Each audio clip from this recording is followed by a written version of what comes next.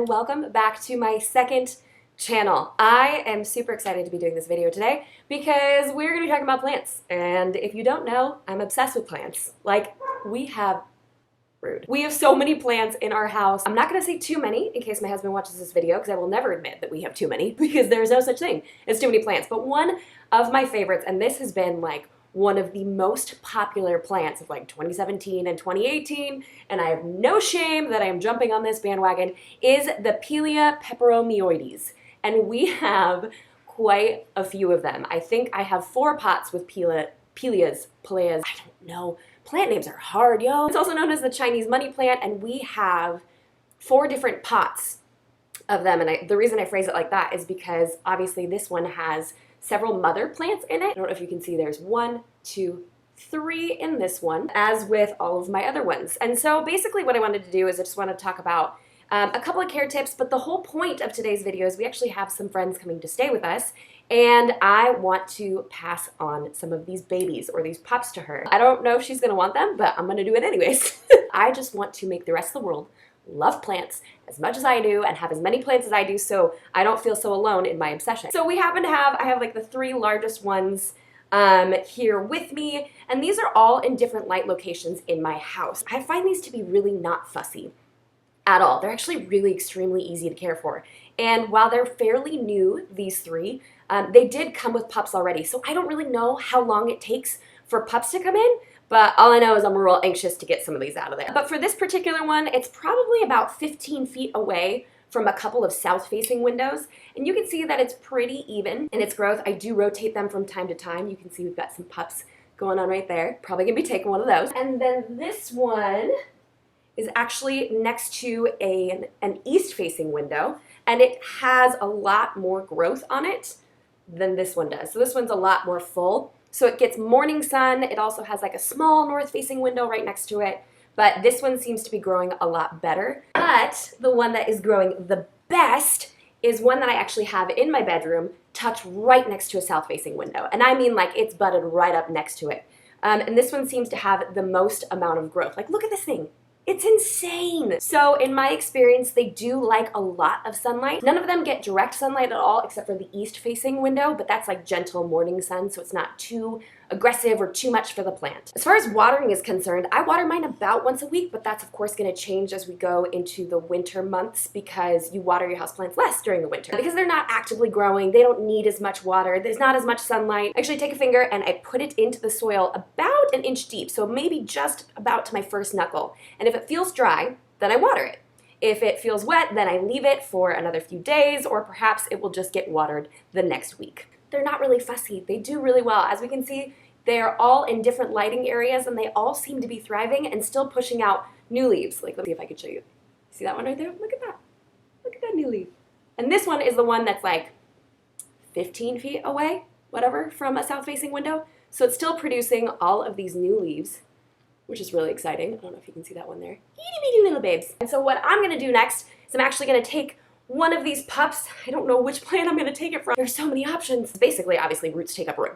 And when there's 3 mother plants in each of these and a bunch of pups, it's gonna run out of space really quickly. So for the most part, I actually try to not repot unless it's spring. But sometimes you'll come across like an emergency situation where you realize, oh shoot, this plant may not make it through winter if I don't do something about it now. And that's kind of my thought process with this, and I just want to give some plants away. So now I'm just gonna look for one of the more mature pups because I don't want to take anything that's too tiny. Wow, this one has so many pups on it. 1, 2, 3, 4, 5, 6, 7. Holy smokes, this one has 7. Okay, so I'm just gonna pick the one that has the most, like the biggest pup, because I don't want to take anything that's too small because then it decreases its likelihood of surviving the transplant. I want one that's easy to access, so I'm not gonna screw it up on camera because that'd be real awkward. I think we're gonna go for this one right here.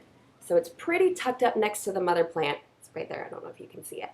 But that one leaf on it is really, really large.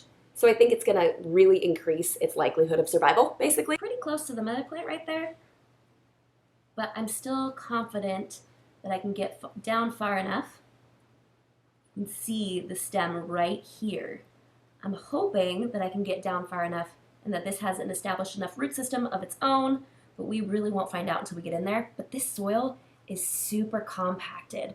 My guess is because it has so many roots going on in there, and unfortunately that means that there's probably not super great drainage that's happening, and I will slowly start to lose this plant. So freeing these pups out of there will hopefully create more area for the mother roots to come in. So what I'm going to do is I'm just going to take my finger, just start digging away around the base of this pup. And it's connected to the mother plant really, really high up.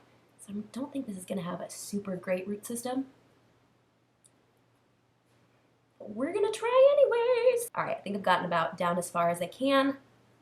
Now I'm going to take a sharp, sterile blade. And the reason that you want it to be sterile is because if there's anything on the blade, if you cut, it actually could infect the mother plant if the blade is dirty, if it has any germs or bacteria on it. Everyone always talks about a sharp, sterile knife, and it actually is really important that you use a sterile knife because you would hate for this mother plant to be affected. So now I'm going to see if I can do this one-handed. Let's find out. And I'm just going to cut away. There we go. That was pretty easy. All right, and we can see this has a little itty bitty root system happening. I am going to be water propagating this. Water roots are actually more weak and more brittle, so sometimes when you transplant into soil, the roots don't remain, and sometimes they'll die off. So some people like to propagate in water, some people like to stick directly in soil. I personally love water propagation because I love watching a plant grow. I love watching their root system grow, but it's not necessary. You don't need to plop this into water at all, but I think that's the route that I'm going to take with this one, and hopefully I can send it home with my friend and she can watch the roots grow as well. So now I'm just going to go through and continue to cut out some really more healthy pups. As you can see, this one's got a pretty decent sized leaf, and it's got another little one coming in right there. So I'm just going to jump back on in there and see if I can get some more of the pups out, and I'll show you what my Pilea pup haul looks like after I'm done massacring these plants.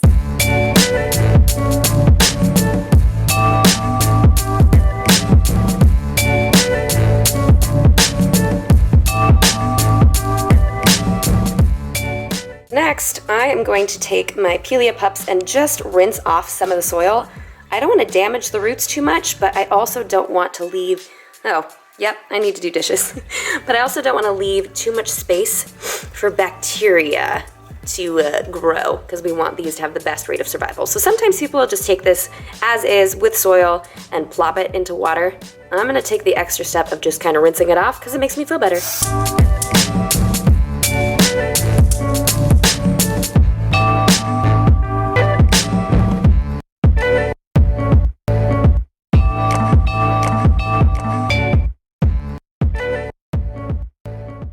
Next, using an assortment of glass jars and or containers, I am just going to simply plunk these bad boys on in there. So I always love using a variety of like different bottles and whatnot, but I keep them nice and small and make sure the neck of them isn't too big. I actually just got these cute little things from Target. I mean, love.